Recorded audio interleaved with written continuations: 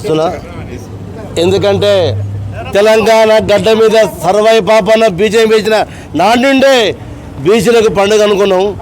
కానీ అదేవిధంగా 376 జయంతి కరీంనగర్ జరుపుకోవడం గొప్పగా మేము గౌడ కులం కాదు అన్ని కులాలు కూడా ఆనాడు సర్వాయి పాపన్నకు ఉన్నటువంటి దోస్తులు సాకాలి సరవన్న, మంగళ మాగన్న, కుమ్మరు గోవిందు, జక్కల పెరుమాద, దోజకుల పీర్ మహమ్మద్, పద్మచారి వీరన్న, మున్నూరు కాపు చిన్న ఎందరో ఆనాడు పాపన్నకు ఒక సైనికులు ఉన్నారు. ఆనాడు 12,000 మంది తయారు చేసిండు ఆ గొప్ప మూర్తి. కానీ తెలంగాణ గడ్డ మీద పుట్టిన పాపన్న బీచ్లకు దేవుడు.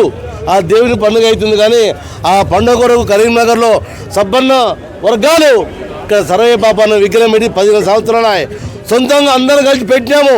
ప్రభుత్వానికి మొరబెట్టుకున్నాం. ప్రభుత్వం సర్వే పాపన్న జయంతిని అధికారికంగా చేసారు, సంతోషం.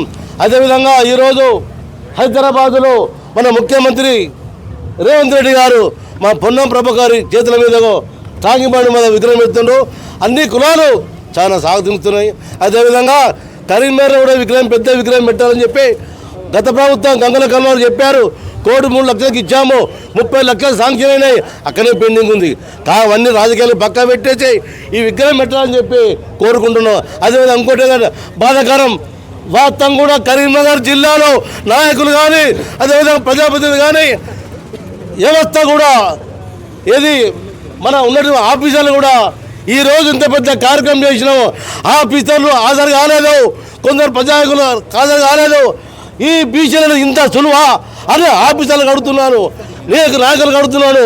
నేను చెప్పాము, ఇంతకుముందు కూడా చెప్పాము, కలెక్టర్ ఆఫీసులో కాలే ఈ సర్వాయి పాపన్న మన అంబేద్కర్ జయంతి ఎలా చెప్తారో ఆఫీసర్లు ఫోటో దండం పెట్టి ఇక్కడ రావాలన్నాం. ఇంతవరకు వాళ్ళు రాలే. ఎందుకు రాలేదు? అంతే బీసీలకి ఇంత అలసా అని మేము అంటున్నాం, మా బాధ వ్యక్తం చేస్తున్నాం. జరిగిందే పాపన జయంతి కానీ వర్ధంతి కానీ కంపల్సరీ చేయాలని కోరుకుంటున్నాం. మా బీసీలో బాధపడుతున్నాం. ఇంతమంది వచ్చిండ్రు కానీ ఇక్కడ ఆఫీసర్ రాలేదు. ఎందుకు? కారణం ఏంది? ఏం చేస్తుండ్రు? ప్రజలు ఎన్నుకుంటే వాళ్ళు ఎమ్మెల్యే అయినరు, ప్రజామంత్రులు అయినరు.